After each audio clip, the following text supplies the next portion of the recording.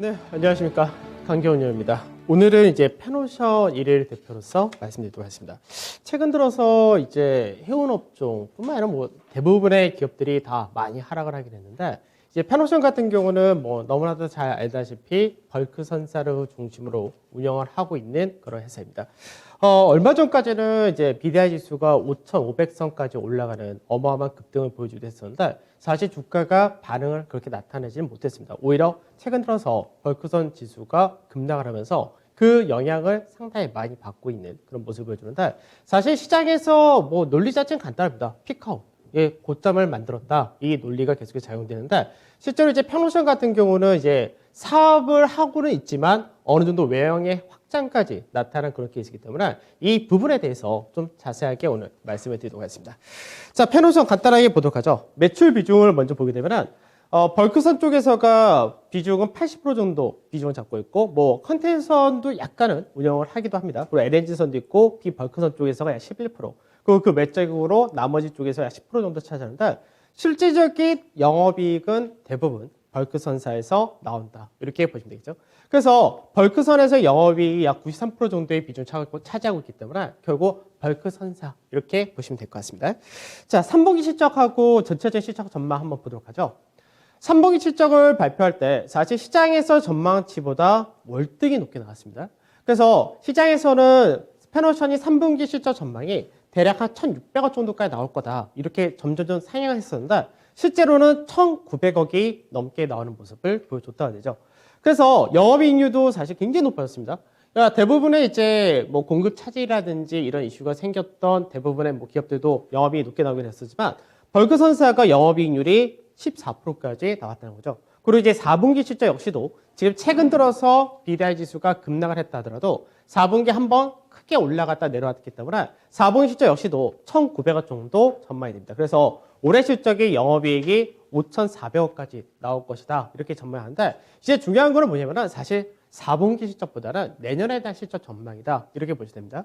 그래서 내년 같은 경우는 실적이 아무래도 올해보다는 작아질 수밖에 없다. 이렇게 전망하는 부분이, 우선은 BDI 지수가 너무나 가파르게 올라왔던 부분이 공급 차질이라든지 여러 가지 항만회사의 적재 부분이라든지 이런 부분이 있었기 때문에 높은 운임을 나타냈지만, 실제로 그 운임이 지속될 가능성이 낮다는 부분에서 내년 실적에 대한 전망은 약 5천억 정도 가능할 것이다. 이렇게 전망합니다. 그러니까 얼핏 보게 되면은 BDI 지수가 굉장히 높게 나왔다가 축소가 되었으니까 실적 자체도 굉장히 크게 감익되지 않을까 이렇게 전망을 할 수도 있는데, 실제로는 그렇게 많이 감익되는 과정이 나타나지 않는다입니다. 그래서 내년에는 영업이익률이 약 10% 정도는 유지할 것이다. 이렇게 전망하는데, 실제로 그 배경을 한번 보도록 하죠. 그러니까 이제 벌크선사이기 때문에 단순하게 캐파를 늘리지 않고 기존에 있는 선박만 계속해서 운용을 한다면은 BDI 지수에 굉장히 민감하게 반응할 수밖에 없다가 됩니다. 근데 페노션이 한 일이 뭐냐면은, 사실 페노션 같은 경우 이제 앞으로 위드 코로나가 되면서 전 세계적으로 교육이 좀 활발해질 가능성이 높아지고, 그리고 현재 미국에서도 추가적인 인프라 투자를 하면서 서서히 이제 인프라 투자라든지 여러 가지 재료가 많이 필요한 부분들을 이제 하기 때문에 그런 사업을 한다고 했을 때는 건화물이 아무래도 많이 움직일 수밖에 없다. 이런 전망을 갖고 있게 되는데, 페노션 같은 경우는 자사가 갖고 있는 선박과 그리고 이제 용선이라 해서 배를 빌려서 그거를 이제 사업에 운행을 하게 되는데, 작년 같은 경우는 실제로 자기가 갖고 있는 선박과 그리고 용선까지 해가지고 약 220척 정도를 운용을 했었습니다. 근데 지금 현재 3분기까지는 어떻게 되냐? 292척까지 큰 폭으로 증가를 했다 됩니다. 그래서 페노션이 한 일은 뭐냐면, 앞으로의 시장 전망이라든지 업황을 봤을 때 오히려 더 많이 선박을 늘려감으로써 매출의 증가를 더 나타내고, 그리고 현재 여기서 더 키울 수 있냐라는 부분에서 사실 키울 수가 없다 됩니다. 회사 자체가 임직원 수가 1,000명 정도 되기 때문에 현재는 캐파를 거의 맥시멈까지 키워놨다 되는데, 그럼 외형을 확장시켜 놨으니까 이제 중요한 거는 영업이익을 그만큼 뽑아내느냐. 즉 가격 자체가 운임 가격이 떨어진다 하더라도 앞으로 더 많은 선박을 운행하기 때문에 거기서 더 이익을 얻겠다. 이런 관점이기 때문에, 그래서 내년에 대해서 시장에서 BDI 지수가 더 떨어지고 운임 지수가 하락한다 하더라도 영업이익이 5천억 정도는 나올 수 있다. 이렇게 전망한다라고 보시면 될 것 같습니다.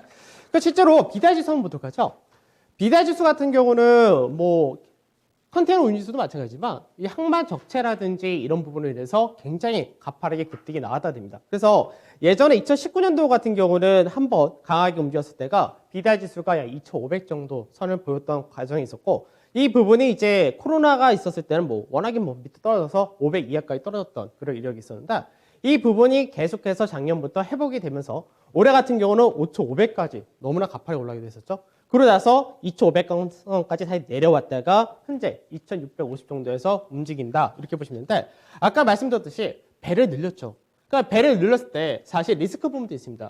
용선이라는 것 자체가 선박을 빌려서 운행을 한다는데, 보통 용선 계약을 한다 했을 때는 약 1년 단위로 계약을 하는데, 이 부분이 만일 비달 지수가 굉장히 크게 떨어졌다, 즉 운임 자체가 너무나 크게 떨어졌을 때는 오히려 마이너스가 될 수 있는 요인도 분명히 있습니다. 그래서 실제로 예전에 아주 오래전인데 한진해운이라든지 이런 쪽 같은 경우 용선 계약을 그 당시에는 굉장히 장기로 맺었습니다. 3년, 5년 단위로 맺었기 때문에 그때 비달 지수가 엄청 높았던 시기가 계속해서 하락하면서 그 비용을 감당하지 못해서 결국은 시장에서 없어진 그런 일례도 있기 때문에, 그래서 시장에서는 용선을 늘릴 만큼 비달 지수가 떨어지면은 굉장히 우려를 한다, 이렇게 전망을 하기도 하는데, 앞전에 이제 회사가 좀 약간 선제적으로 많이 움직였습니다. 그래서 실제로 용선을 늘렸던 시기가 2분기와 3분기 초에 늘렸었는데, 그때 맺었던 용선에 대한 어느 정도 비달 지수로 계산했을 때의 단가 자체가 1,800선 그리고 2,200선, 그래서 평균적으로 2,000을 중심으로 해서 어느 정도 맞춰놨기 때문에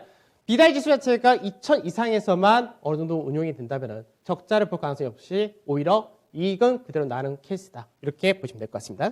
그래서 실제적으로 이제 여러 가지 또 많은 얘기가 나올 수 있는데, 최근 들어서 이제 선박에 대한 발주도 굉장히 많습니다. 그래서 선박 같은 경우는 뭐 LNG선을 중심으로 국내가 많이 휩쓰고 있고, 상방위 같은 경우는 컨테이너선도 역시 발주가 굉장히 많은 그런 케이스를 보여준다는데, 여기서 중요한 것이 벌크선 같은 경우는 발주가 거의 없다가 됩니다. 왜 그러냐면 실제로 이제 선박 같은 경우는 2023년부터 환경 규제라든지 이런 부분이 계속해서 시행을 할 것이다, 이런 제한이 들어오기 때문에, 그렇게 될 경우는 컨테이너선 같은 경우는 선박 제조하는데도 시간이 굉장히 오래 걸리고, 최근의 트렌드 자체가 중소형 컨테이너선보다는 대형 컨테이너선으로 많이 움직인다입니다. 다만 벌크선 같은 경우는 건조 기간 자체도 길지가 않고, 그리고 많은 프리미엄을 주면서 미리 주문을 할 정도로 그렇게 기술력을 크게 요하는 부분이 없기 때문에, 그래서 환경 규제라는 부분은 확인한 다음에 발주를 하겠다, 이런 전망이 있다 보니까 결국 벌크선 자체가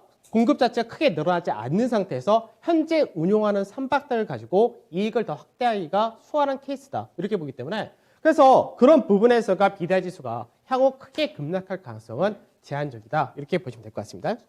그래서 실제로 이제 페노션의 밸류를 잠깐 보게 되면은 페노션 같은 경우 뭐 영업이익이 이제 증권사마다 다 차이가 있습니다. 왜냐하면 비달 지수 자체가 내년에도 뭐 3,000 전후까지도 올라갈 수 있을 것이다 라고 전망한 데도 있고, 한 2,500이다 얘기하는 데도 있고, 한 2,200이다 이렇게 얘기하는 데도 있기 때문에 전망치는 다 다른데 거의 비슷하다라고 생각하시면 되고, 전체적인 퍼 자체는 한 6% 정도. 그러니까 현재 주가가 5,500원 전후이기 때문에 현재 올해 기준으로 할 때가 한 5,800, 그리고 내년 기준으로 할 때가 한 6,300, 400 정도 되기 때문에 퍼 자체는 6% 전후에서의 상당히 저평가가 되어 있다, 이렇게 보시면 될 것 같습니다.